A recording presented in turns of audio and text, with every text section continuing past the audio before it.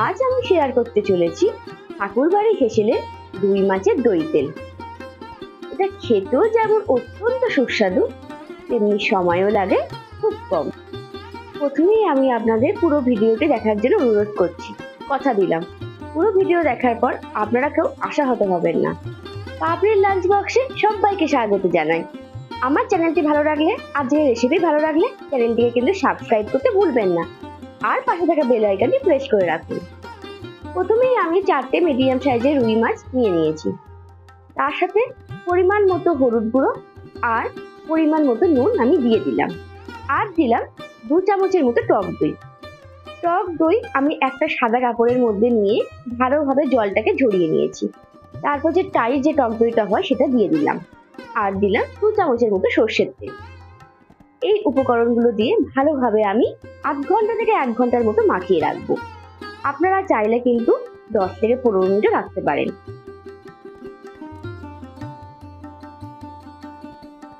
এইভাবে মাছের রান্না করে একবার দেখুন, বাড়িতে সবার তাক লেগে যাবে। যেমন লাগে কম উপকরণ, তেমনি লাগে কম সময়। এবার আমি একটা প্যান বসে ভালোভাবে একটু প্যানটা গরম করে কিছুটা সর্ষের তেল দিয়ে দিলাম। আমি কিন্তু খুব অল্প পরিমাণ তেল দিয়ে এই রান্নাটা করব। এরপর তেলটা ভালোভাবে গরম হয়ে গেলে একে একে করে মাছগুলো দিয়ে দিচ্ছি। এপিট ওপিট করে আমি ঢাকা দিয়ে দিয়ে মাছগুলো ভালোভাবে ভেজে নেব।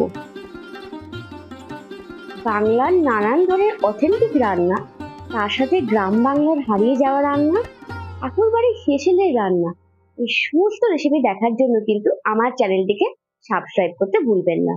আর তার সাথে পাশে থাকা বেল আইকনটি প্রেস করে রাখুন প্রতিদিন প্রতিনিয়ত নিত্য নতুন রান্না পাওয়ার জন্য।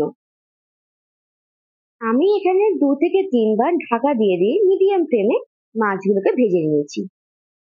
যেহেতু আগে থেকে দই দেয়া আছে, তাই খুব খড়মড়ে ভাবে মাছগুলো ভাজতে হবে না।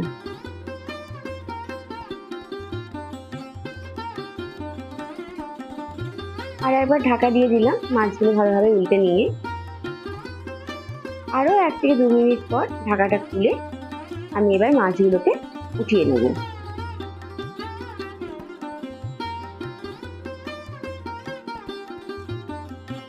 আজকে কিন্তু এই রান্না খুবই কম উপকরণ আর খুবই কম তেল দিয়ে তৈরি। এরপর আমি যেই তেলটা আগে থেকে ছিল মাছ ভাজার, সেই তেলের মধ্যে 2টো কাঁচা লঙ্কা, একটু কালো জিরে আর একটু রসুন কুচি ফোড়ন হিসাবে দিয়ে দিলাম। কিছুক্ষণ ভালোভাবে আমি ভেজে নিলাম। রসুন আর কাঁচা লঙ্কা খুব সুন্দর একটা গন্ধ বেরোলে আমি একটা পেঁয়াজ ও একটা টমেটো এখানে বেটে রেখেছিলাম, সেগুলো দিয়ে দিলাম। ব্যাস, এরপর মিডিয়াম ফ্লেমে ভালোভাবে আমি নাড়তে থাকবো। পেঁয়াজের কাঁচা গন্ধটা চলে গেলে এই সময় আমি দিলাম 1 চামচের মতো হলুদ গুঁড়ো, ছোট চামচের 1 চামচের মতো ধনে গুঁড়ো, হাফ চামচ জিরে গুঁড়ো আর হাফ চামচের মতো লঙ্কা গুঁড়ো, পরিমাণ মতো নুন দিয়ে দিলাম। এই সমস্ত উপকরণগুলো দিয়ে বেশ কিছুক্ষণ ধরে আমি নাড়তে থাকলাম। দেখছেন কত কম উপকরণ দিয়েছি আমি, রান্নাটা কিন্তু খেতেও লাগে অসাধারণ। এরপর আমি 1 কাপের মতো গরম জল দিয়ে দিলাম। গ্যাসের ফ্লেমটা আপনারা এই সময় মিডিয়ামে রাখবেন। বাটির মধ্যে যেটুকু টক দই ছিল একটু জল দিয়ে আমি সেই টক দইটা দিয়ে দিলাম। আর দিলাম তার সাথে 3খানা কাঁচা লঙ্কা। বেশ ভালোভাবে আমি নাড়তে থাকলাম। একটু ভালোভাবে ফুটে উঠলে কাশ্মীরি লাল লঙ্কা গুঁড়ো 2 চামচের মতো দিয়ে দিলাম। এই সময় গ্যাসের ফ্লেমটাকে লো করে আমি একটা ঢাকা দিয়ে দেবো। 2 থেকে 3 মিনিট পরে ঢাকাটা খুললাম, দেখুন ভালোভাবে আমার ফুটে উঠেছে।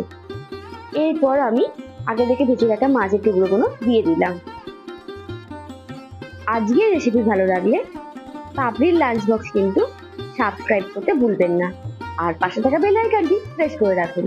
নিত্য নতুন প্রতিদিন ঠাকুরবাড়ি হেসেলের নানান ধরনের রেসিপি শেয়ার করতে চলেছি আপনাদের সাথে।